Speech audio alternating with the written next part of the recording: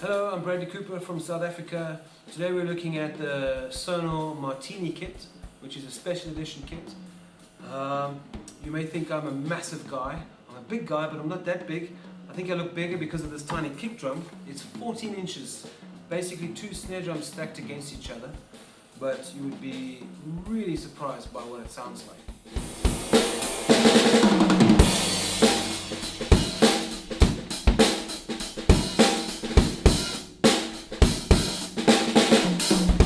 Basically, you have two options with this kit.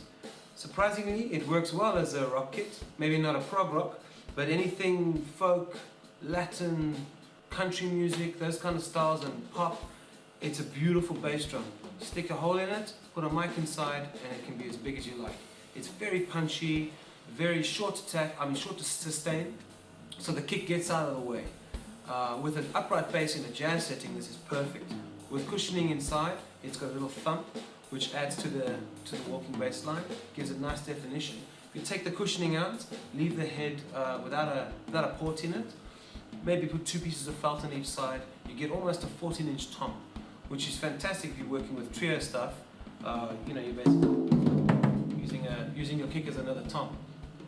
So really, really surprising what you can do with a 14-inch kick.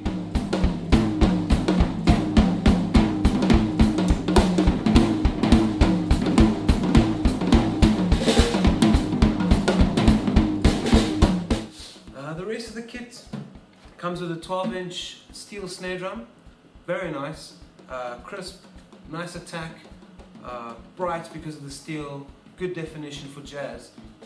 And then the two toms are an 8-inch tom and a 13-inch floor tom. The 13-inch is surprisingly deep, surprisingly big, you'll hear on the demo later. And the 8-inch has got a lot of tone and it sings because it's such a small tom. So for the smaller jazz stuff, it's going to really work beautifully. For the folk stuff and the country stuff, you still get pretty much a big growl. I put coated emperors on here, and what you could do is put a double ply head on the bottom of the floor tom as well, maybe even the 8-inch. I haven't tried that, but that'll give you a lot more depth and body to the toms if you're looking for that for the more heavier top styles. But for jazz, oh man, absolutely beautiful kit. Soft, very tonal, very melodic, especially if you're playing with a kick, with a beater off the kick and no muffling inside. Like I say, you then basically got three toms, which is fantastic.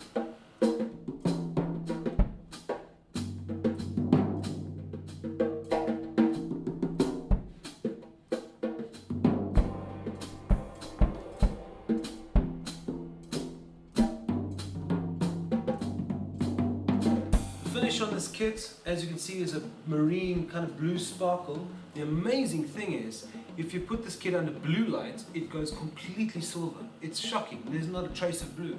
So this beautiful silver sparkle. If you put it under yellow light, it goes green. You cannot believe it. Completely green. And then under normal stage lighting, this sparkle really comes alive. It's a pity we can't show you that, but you need to be on a really big stage with all those lights. Then you'll see it just completely comes alive and sparkles.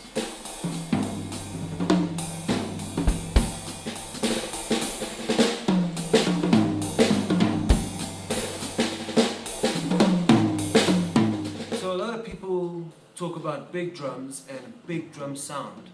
And I have a bigger kit and I play it for the bigger styles. But I've always liked small bass drums. My bigger kit even has only an 18-inch bass drum. I've been playing 16 for a long time, but when this 14 came out, I thought, now there's an idea. Because for the smaller stuff, like I say, that kick is in and out of the mix. It's not going to get in the way, it's not flabby, it's you get a lot of definition. And it's portable, which is really great. I mean, this kit, you could stack all three toms on the back seat of the car and still have someone sitting next to it. But the big thing for me is I like small bass drums because they're punchy. You mic them up, they're just as big as any other kit. They've got just as much low end, although you wouldn't think so, but it's all there, it just needs to be EQ'd in. But if you need to have a softer kit, for an acoustic setting within a restaurant or in some small little venue, it's just a cinch. You can just play your normal volume for any other gig, but the kick is just naturally much softer with all the tone that you still want in the sound.